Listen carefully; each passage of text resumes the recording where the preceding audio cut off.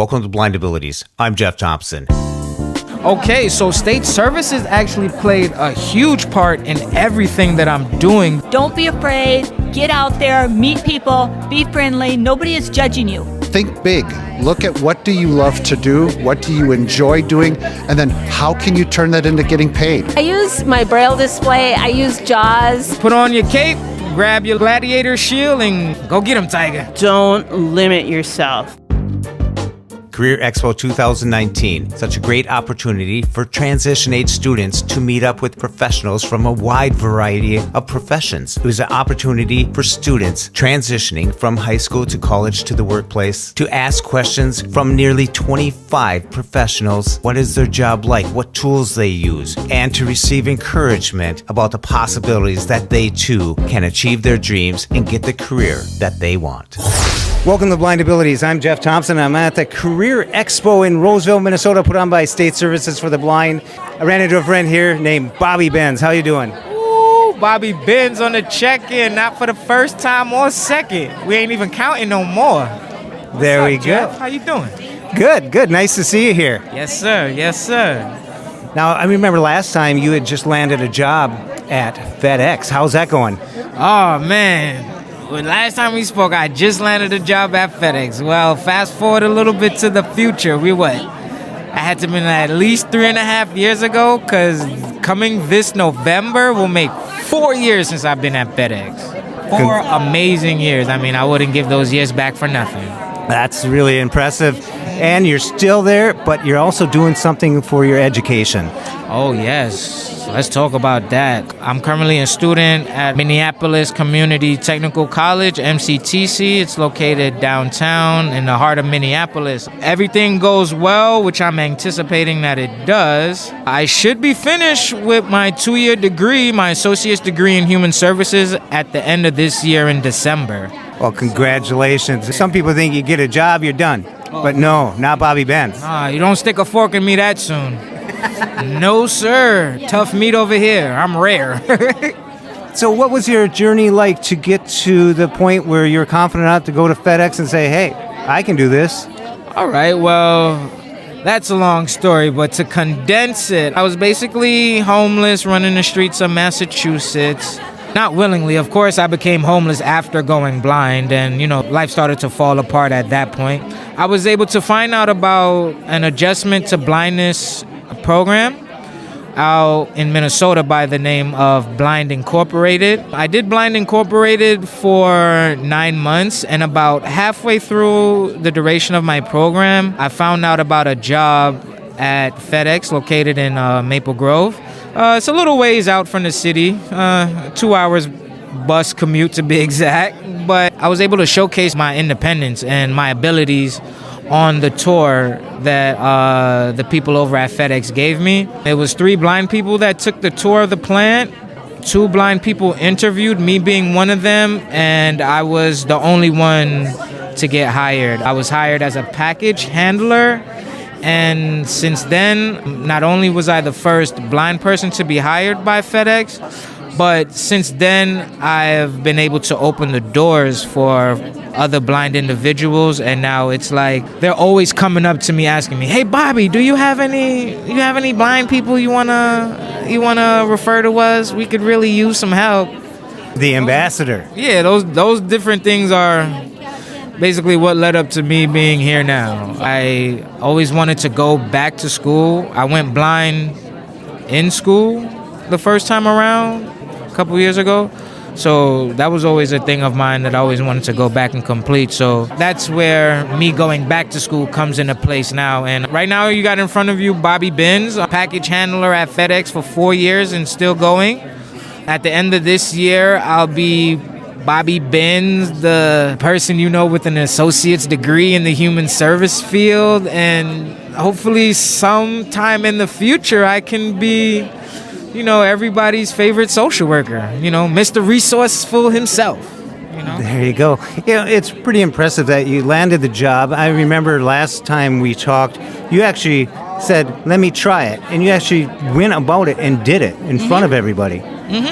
I mean, that's some drive, confidence. Yeah, so what happened with that, if I could just explain that part a little bit, is a little funny because, like, there's different stations in the warehouse that the packages go through. So we're visiting the different stations, and the person that was giving us the tour was actually the hub manager, so basically the big rig of the building. And, she was just showing us the different things. And in my head at the time, I'm like, oh my God, like, this lady has 3 blind mice in front of her.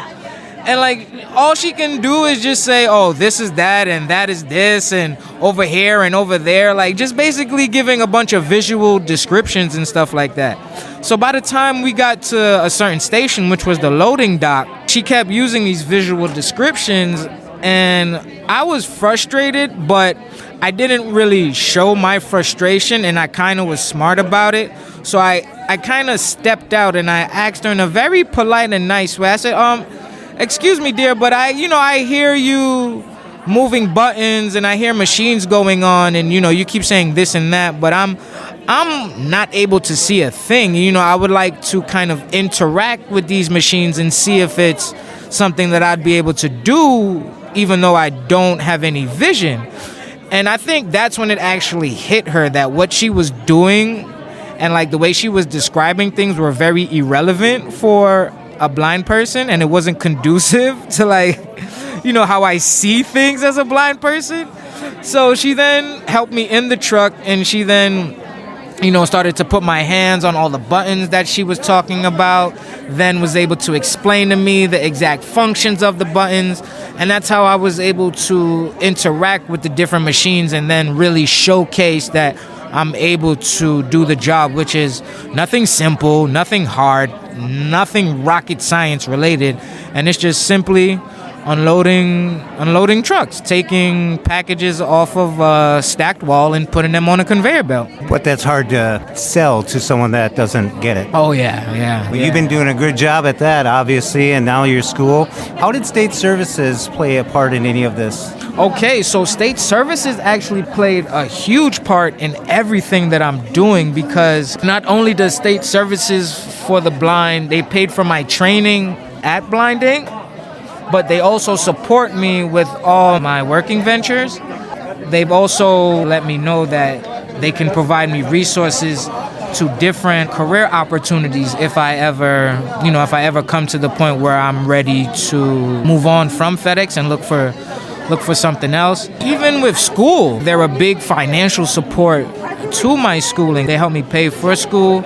They've provided me with a number of technologies that are very helpful, and I wouldn't be at the successful position I am in school right now without those adaptive technology devices. The support that SSB has provided, it's not just in one sense, in one field. It's kind of like they've really supported me in, like, multiple different things that I'm doing in my life now, and these things are definitely gonna help my future. It definitely helps shape my future. So, go SSB. Shout outs to SSB. John Hamilton, yeah. He's a good guy. Oh, yeah. So, Bobby, coming from where you were, homeless, blind, and you're sitting here today. Still blind, not homeless, though. Mentoring students, giving advice, and even on the podcast, talking about your successes. Did you imagine that would be happening from your homeless point of view? You know what? I didn't just try to humble myself and just think productive while I was in the shelter. So I was always thinking of a plan. It's kind of funny because just recently I told somebody at the end of this year, with me completing my associate's degree in human services, I would have successfully completed my first 5-year plan that I actually put together when I was homeless. So my 5-year plan was to get out the shelter, gain enough independent skills that I'm able to go out, get a job. Once I get a job, get my own apartment, and take myself back to school and get a degree. And it's all falling into place. All falling into place. What advice would you give to a transition student that is wondering about their future? Never give up. Always push forward. And please, I really encourage individuals, don't let your current situation stop you or get you down or prevent you from moving forward.